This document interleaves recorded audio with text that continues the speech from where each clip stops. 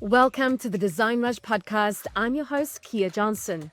Today's guest is Steve Oriola, CEO of Unbounce and Insightly CRM, a leader who scaled multiple SaaS companies into global players, including Pipedrive, Act, and Constant Contact. With over 2 decades of experience in SaaS, Steve brings unmatched perspective on what really drives growth, from keeping total cost of ownership transparent to navigating the hype and reality of AI. He's built challenger brands that compete against the biggest names in software and win. In episode 104, Steve shares why most SaaS companies stall, the metric that predicts scaling success, and how to balance product-led growth with traditional sales. His leadership philosophy: people want to do good work. Leadership is about creating the want. Listen on Spotify, Apple Podcasts, or watch on YouTube. I want you to think back to a moment early in your career when it really hit you that this SaaS thing is where you want to be. No, it was early, and I spent 10 years at Constant Contact in the 2000s. I got there in 2001. Prior to that, I had been at IBM in their telco and media division, and I was assigned internet service providers and what were called ASPs at the time, application service providers. And they were folks hosting applications, but it was quickly morphing into SaaS. And as it was morphing into SaaS, I decided to go work at a startup that was in SaaS, and I've been doing that for 24 years now. But it was that prelude to SaaS that really convinced me that the internet was now an application platform, and up until that point, it really hadn't been considered that. And that evolved, in the late 90s when I was at IBM. If you were to pick one moment that really shaped how you lead today, what would that be? That's a great question. And I'm going to give you two answers. Management training at IBM was deep and thorough. And a lot of the principles I lead by, I trace back to that experience. I would say I was a pretty rough manager when I was at Constant Contact, and I think I transitioned there into a more just a better leader, honestly.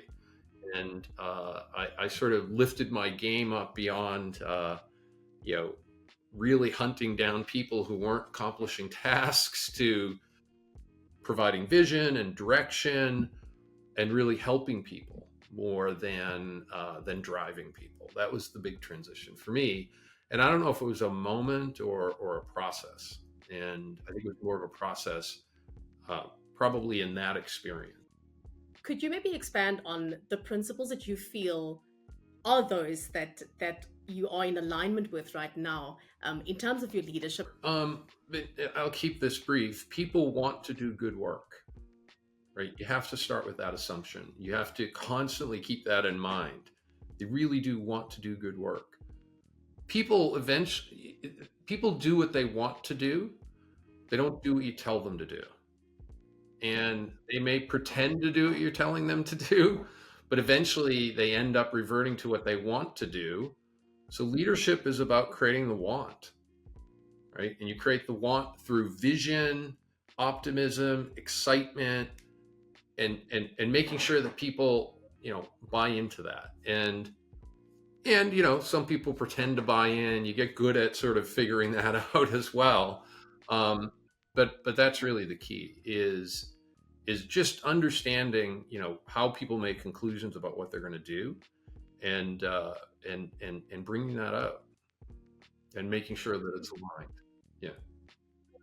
If you were to go back about 10 years, I mean, I know you've got about 2 decades, probably more experience within these industries. So if you were to go back 10 years and you give yourself advice about scaling a SaaS company in today's AI-driven world, what would that advice be? Well, it was a different AI world 10 years ago. But AI wasn't non-existent. There were good and interesting uses of machine learning going on 10 years ago. And I would I would say that investing early in and you can't, there's no scaling SaaS company that's going to overinvest in R&D.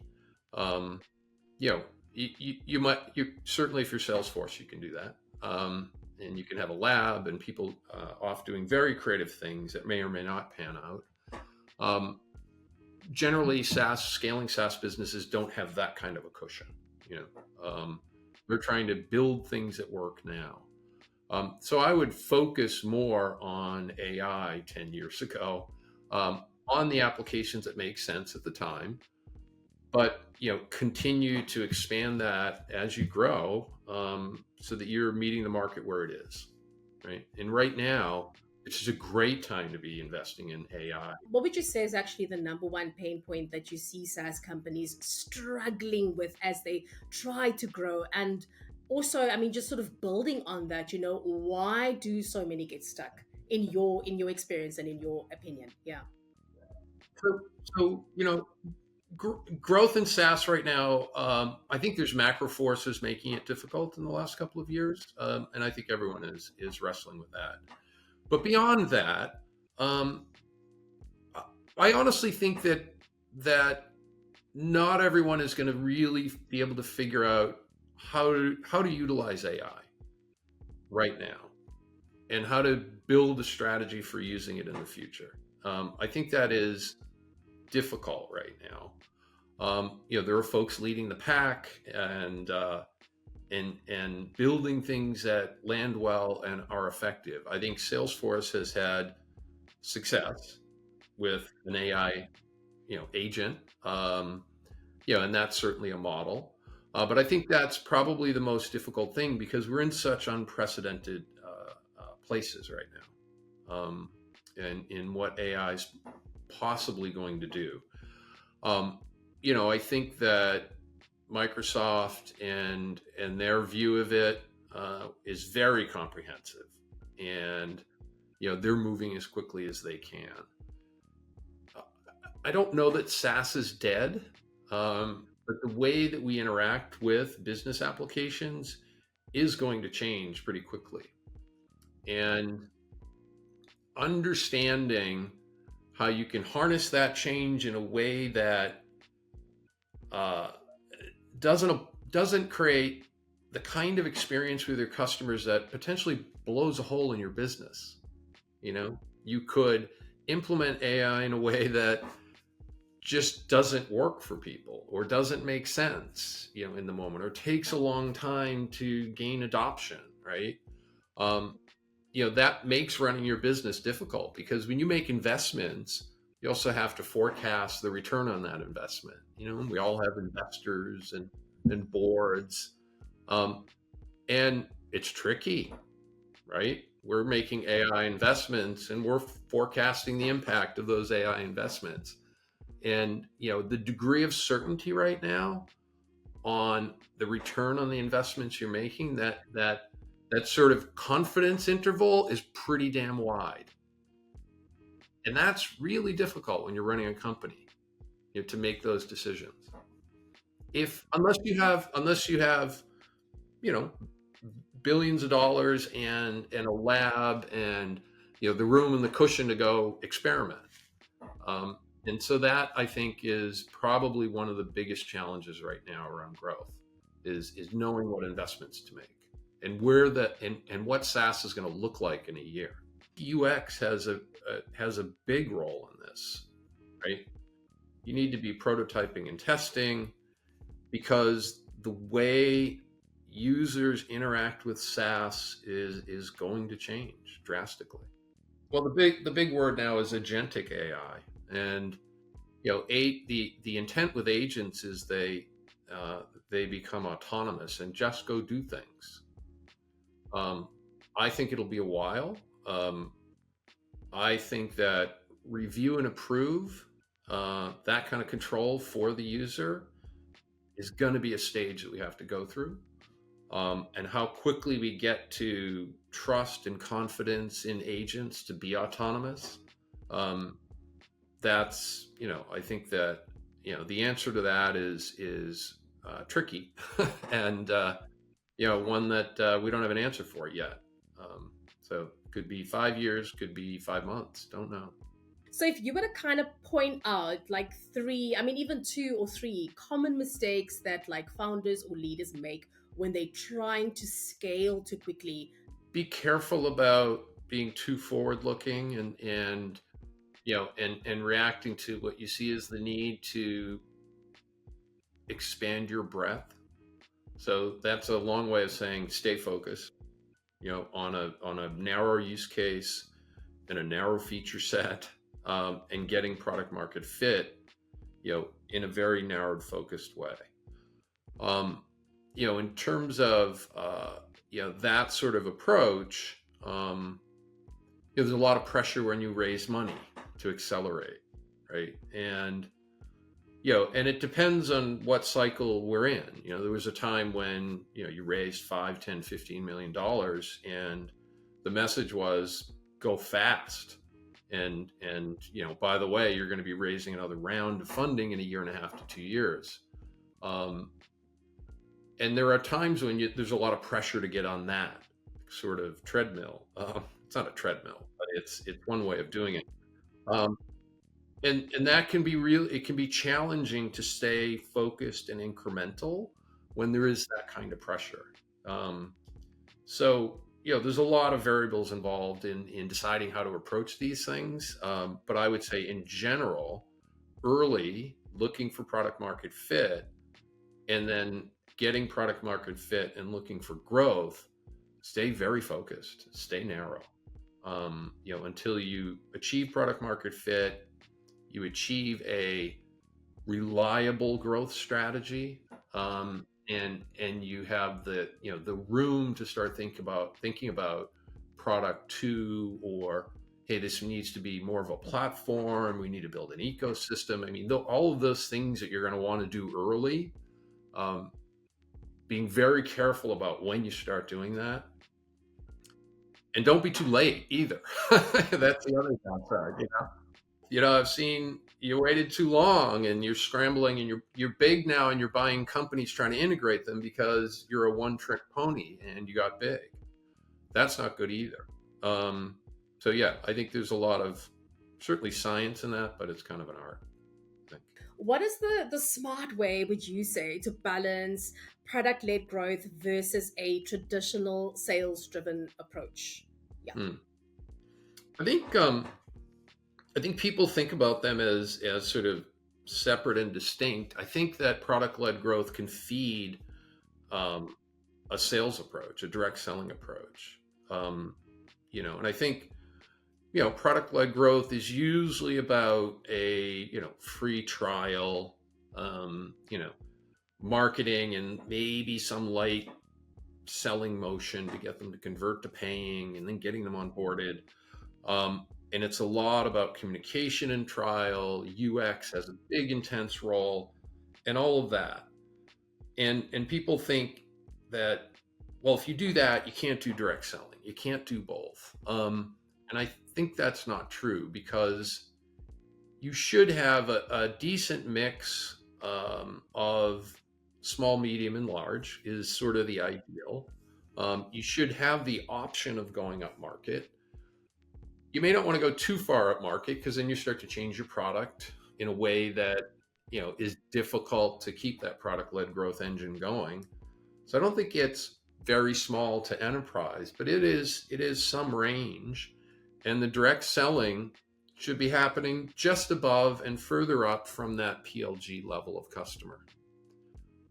But a lot of times, a potential user in a big account, a big company, starts a free trial, right? And you have SDRs and account executives ready to do direct selling, and they don't know that the big whale has a user in your self-serve trial, right? So you've got to make sure that you're identifying people in trial, like as soon as they sign up, and you're using tools data enrichment, whatever you need to do to make sure that you're identifying the big whales that are just doing a free trial.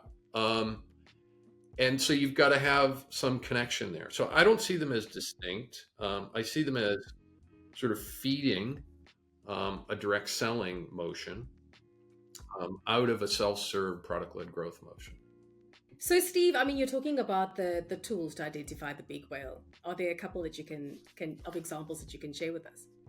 ZoomInfo has taken a leadership position in enriching data, but there is a range of companies doing it as well in different and unique ways. So that's the category that I'm talking about. What would you say is one thing that's actually worked 5 years ago, but it's totally outdated now? I think influencer marketing, although that's a pretty big part of our current strategy, but I would say it's only in our mix. It's there's not a big dependency, and I think that people thought that was going to be more impactful than it was. I think it's more refined now. Our influencer marketing is, we had Seth Godin on a podcast that we were running. That's the new influence. Well, not the new, but I would say that's influencer marketing now. I can't think of any other, to be honest. I would make a statement about email though. I lived in email for 10 years, so I know it well. And no, it's still an effective contact strategy. We've been in business for 16 years. We have over 2 billion conversions that we've measured. And we publish something called the benchmark report, right? And that benchmark report, the last one we published recently, we looked at conversion data for the prior year. And conversion rate, median, not mean, was about 4.4%, right? And that's from a landing page. And conversion is whatever you want someone to do on that landing page: download a document, sign up for a free trial, what have you. We count it all. And conversion rate when an email is getting you to a landing page is 19%, right? So very high conversion rate. But what you also have to consider is, where are you in the funnel? Are you high in the funnel where intent is vague, or are you near the bottom of the funnel and intent is high? We think email is largely bottom of funnel, and it's still a very effective tool at the bottom of the funnel where your intent is higher, right? You're already somewhat informed. And we're seeing emails, people who get sent to a landing page by email, convert at high rates. So is it the tactic? Is it the stage that the customer's at?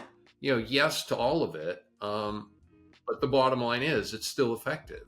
So I think it's a very complex question to answer, really. It depends on the industry you're in. It depends on where in the funnel you're deploying the tactic.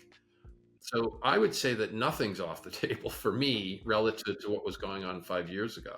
What are the top 2 or 3 ways that SaaS businesses should be leveraging AI to scale?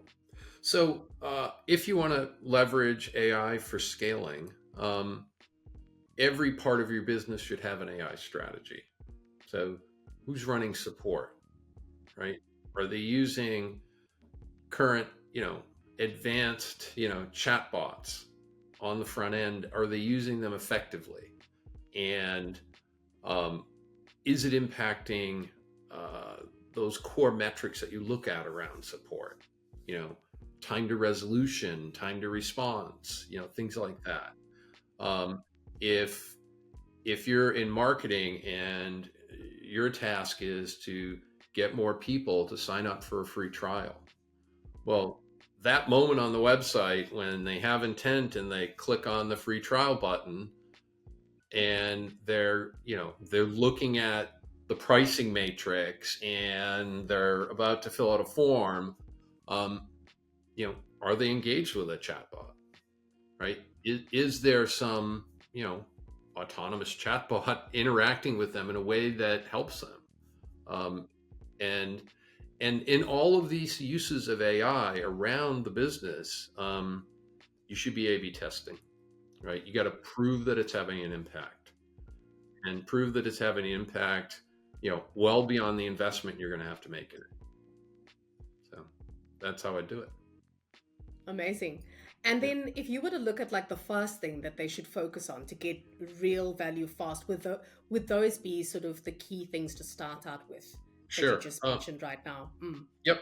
Well, first of all, I think you have to make it okay for everyone to use generative AI to do their work. Yes.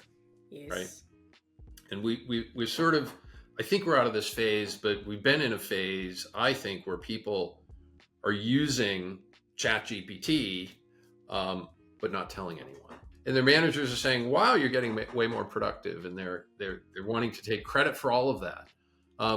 I've gotten to the point where I tell people, and by the way, this email I just wrote, the first draft of it was from ChatGPT, and I'm making it okay because I want people to, get things done faster.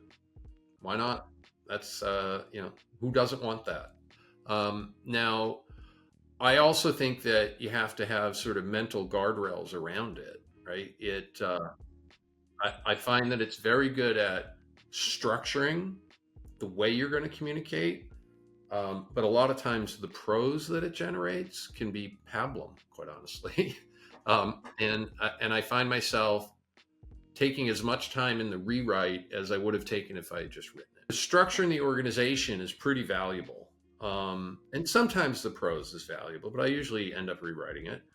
And I think what I find myself using it for the most is research, right? And I always ask it to cite everything. I will usually put time frame parameters on it because something that was going on 5 years ago is not what I'm looking for when I'm researching. And it's a useful tool there to launch me into reading something or getting me to rabbit hole on YouTube on a topic. And then I bring it back up and, it's pretty effective that way. So we're talking within our company about how we can effectively use it, across the business. And so that's how we're approaching it.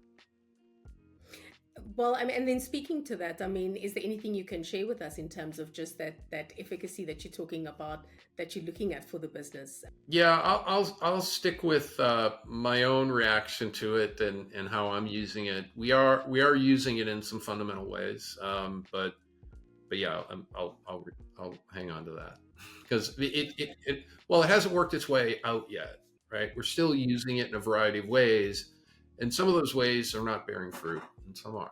What's the biggest AI myth or overhyped promise that's leading SaaS companies in the wrong direction? Well, I'll start by saying we may be in a hype cycle, but this is not a trend, right? This is the internet, SaaS, social media. It's that kind of transformation or shift, maybe bigger, probably bigger. So if you're thinking like that, like it's a trend, it's a fad or a trend, I hope you're my competitor because it's not. So get on it. What do I think is hyped now that may be too soon or may be false? I think too soon is that these agents are just going to go autonomous and be set free. I'm not convinced of that. Now, I could be wrong, but I'm just not convinced of it. And that's where I think the experience has to be approached in a pretty careful way. So then, just to build on that, can you maybe share a time when a company actually got it completely wrong, and what they should have done differently? I won't say where and when, but I feel like Well, I'll go back to the decision around expanding what you're doing and what you're offering, or staying really focused. And I think that's just a huge decision. After it's a huge decision, right? Most people don't try to do it until they achieve product market fit. Some people mistakenly try to do it in order to achieve product market fit, and that's a mistake. But I think you achieve product market fit. It's just a difficult decision to say, okay, we're scaling with this product, but we need to do more, or it needs to do a lot more. And then all of a sudden it's complex, and you're not scaling as fast with the customers you were focused on. So I think that's sort of one of the biggest decisions is focus, and when to broaden your when to broaden the aperture. And I've seen people do it too soon. I've seen people do it too late. I've been in those experiences, and yeah, that's it. I want to steer the conversation a little bit in terms of just how you've helped scale multiple SaaS companies, Unbounce, Pipedrive, Constant Contact. And I want to find it from you if you can share a time when you made a data-driven decision that had a major impact on growth. Lots of data-driven decisions at Constant Contact that changed the trajectory.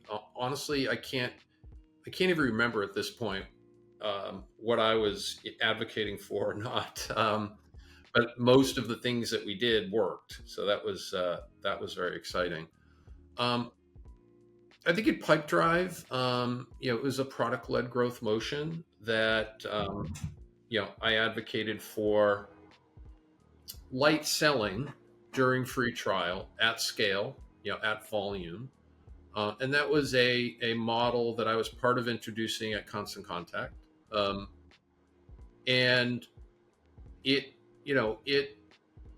after several months of testing at a small scale, we proved that the conversion rate from a no credit card free trial for 14 days, when someone was touched by I think we called them consultants, but they were really salespeople who were instructed not to spend more than 10 minutes with anyone that they got a hold of. 15 minutes maybe, short demo, get them on the right trajectory so they'll convert.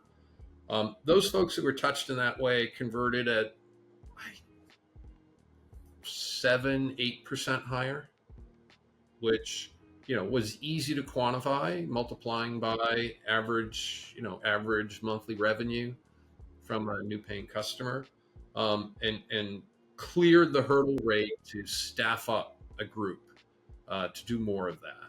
And we did, and we had within 4 or 5 months we had a team of 30 doing it. We had a great manager that we hired, and we staffed up, and it continued to lift that conversion rate. So that was a very data-driven decision. Yes, we got lucky and hired a sales manager who knew how to do it, and Okay. was willing to do it himself until he started scaling a team. Not the easiest person to find. In your experience scaling SaaS companies, what are the most critical metrics you would say that truly indicate whether a company is on the right path? That's the easiest question you've asked me. LTV to CAC. So lifetime value divided by the cost of acquisition, and lifetime value is 1 over monthly churn rate. So pretty easy metric to build. Easy metric to run the company by if you're sort of single product, single go-to-market. Once you get multiple products and different go-to-markets, or multiple go-to-markets for each product, LTV to CAC is still valuable at the top, but it really needs to be applied to those different products and channels as well. But you should also still aggregate it.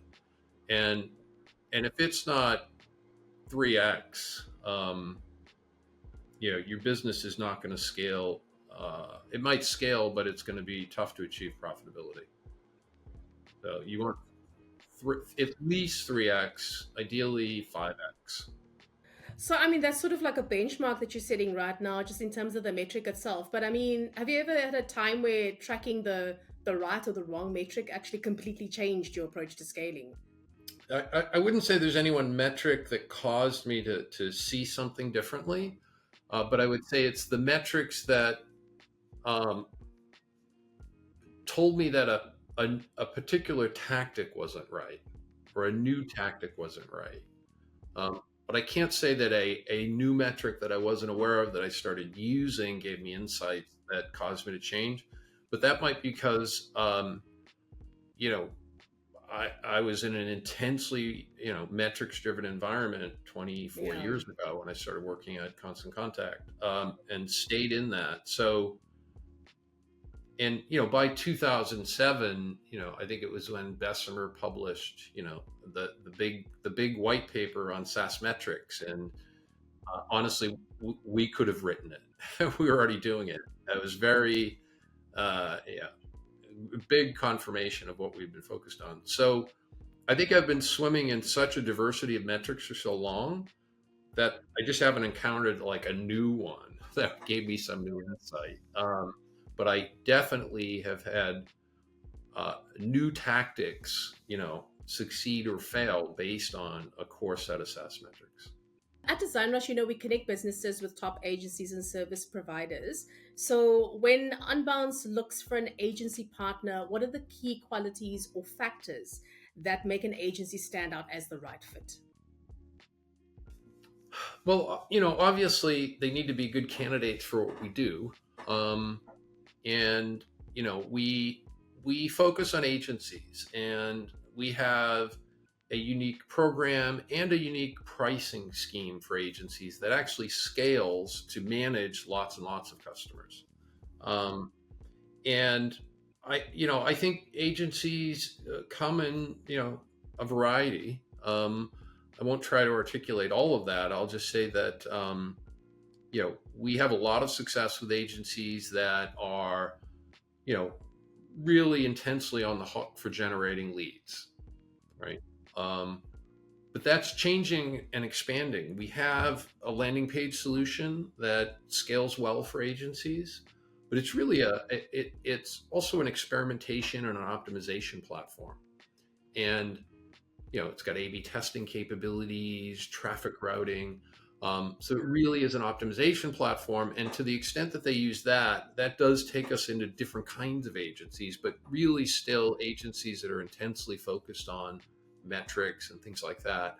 We now, after 2 acquisitions, can go to them with a full-blown marketing automation platform, an attribution solution that works quite well with the landing page solution.